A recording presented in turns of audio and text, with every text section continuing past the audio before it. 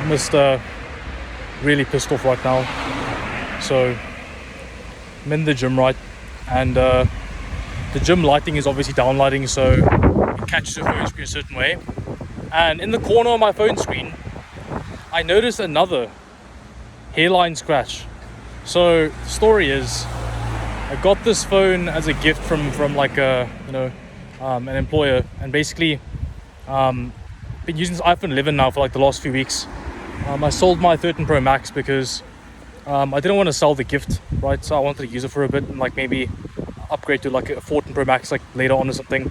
So I thought it'd be a good idea to sell my 13 Pro Max. And I've been using iPhone 11 now for a few weeks now, and it was fine. I mean, the screen's been fine, like the quality and stuff. 60 Hz is not really bothering me.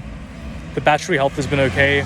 Been keeping it at 100% health as well. So the phone was fine, and then all of a sudden, like weeks ago, I noticed my freaking screen develops like this weird sort of like, like these very like small, like weird, like hairline scratches in the corner. They're like really like weirdly placed, almost like confusing as to how they got there, right?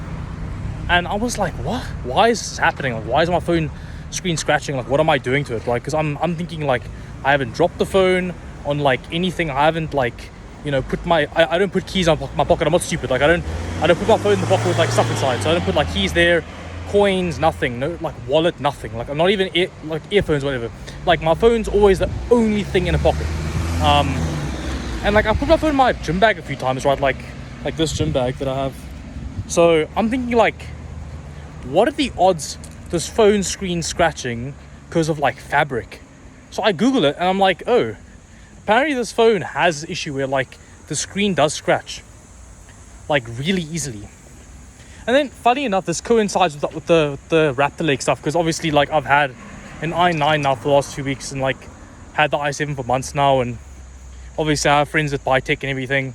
So I've just been thinking like, isn't it so weird that like so many people have like D5 failures, Z790 Apexes are dying left and right, like quality control of motherboards is terrible, like Raptor Lake chips and are like extremely prone to electrical migration. So like you have to be so careful what you run on the chip. Like I've just been thinking, these vendors and like retailers really don't give a fuck, do they? Like it's kind of funny to think about. Like if you really consider it, right? Like these vendors and retailers, they don't care about their consumers at all. Like they don't care about who buys their shit. Like, okay, you're gonna buy an iPhone 11 or whatever iPhone, you get a bad batch or bad sample, the glass is kind of shitty, you put your phone in your pocket, you've done nothing wrong, scratch. What the fuck? Like, and how you fix that? You buy Apple Care. So if you buy Apple Care Plus, apparently, if I'm not wrong, my buddy Jason has it. He told me like after a year, I think it's like a year you get, where you can even like drop the phone and like if it cracks or whatever, they fix it for you. So the resolution is buy Apple Care Plus. That's the fucking resolution. Same with like Newegg, for example. If you want to you don't want to deal with like motherboard or RAM or CPU issues, like you don't want to like deal with degradation or whatever, like anything that happens to your parts, any sort of part failure, and you don't want to have like a lot of aids to deal with warranty period, you just fucking go and pay them extra for like a better warranty plan. It's just fucking crazy. Like it's insane. It's fucking insane. Like these retailers have been hiking up our MSRPs for the last like 10 years, right? Like I know, because when I was a kid, like the most expensive cell phones were like 10,000 Rand, which is like maybe like 550 US now. And I mean back then, I guess back then the Rand was stronger, so maybe a bit more back then, because back then it would have been more. But even still, like I know for a fact that like MSRPs have gotten insane over the last few years, and these manufacturers just don't fucking care, and it just pisses me off, dude. Because like what do you really do these days? Like honestly, like I'm beginning to think there's not much you can really do, can you? Because like honest to God, if someone came to me one day and they were like, hey Dane, I have this 3900K, I do Blender workloads, I do rendering for my job, my CPU's vid is so and so, like they showed me their vid curve and their CPU running whatever load, stock settings, right? and they're using the best AIO you can buy in the market, like whatever it is, like the Arctic 420 or like Alpha Core something, a really good AIO, or like any 360 even that's like running at a good fan speed, and this person could really have done nothing wrong, and their chip could degrade. Like it could happen because the vendors just don't fucking care. They don't consider things, and then you get these idiots online who like make these posts talking about guard bands and like all this stuff, and it's like, dude, the vid curve is broken. What do you mean? Like, bro, like this vendor literally set you up. They set you up for degradation. They literally set you up to hit ICC max. Like, what are you talking about? Like, you got fucked. What do you mean?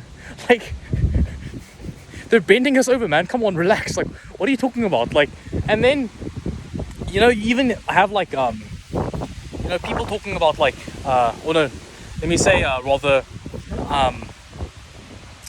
DDR5 temps and stuff. Dude, imagine you buy a DDR5 kit that's like 8,000 whatever 1.45 volt XMP, and you're just a noob. You don't know that you have to like have a RAM fan and stuff, because they don't tell you this stuff, right? And let's say your kit dies, or like maybe let's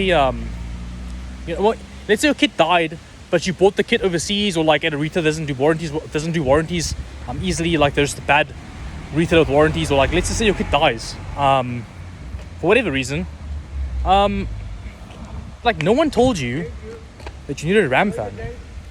And the problem is, like, they should have designed the heatsink better. So like when a retailer sells you like a DDR5 kit, it's like 8,000 megatransfers, right? 1.4 volt XMP. Like, they're not obligated to make you like aware that you have to buy a RAM fan, or like make better heatsinks.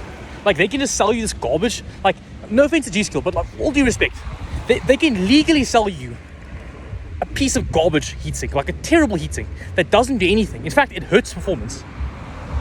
You're overheating. Like, and that's just legal. That's just fine these days. Like, we just let it happen. Like, whatever. It's cool. Great stuff. Like, I mean, it's not even the first time. Like, a lot of dual rank B-die kits at 1.5 volt XMPs used to run way too warm out of the box, because the Trident Z heat spreader on DDR4 wasn't good either. And that's just, it's fine. Like, cool, you want max performance, you're on your own, buddy. Like, good luck, sort it out, get a RAM fan, work it out, like, do the math on your own.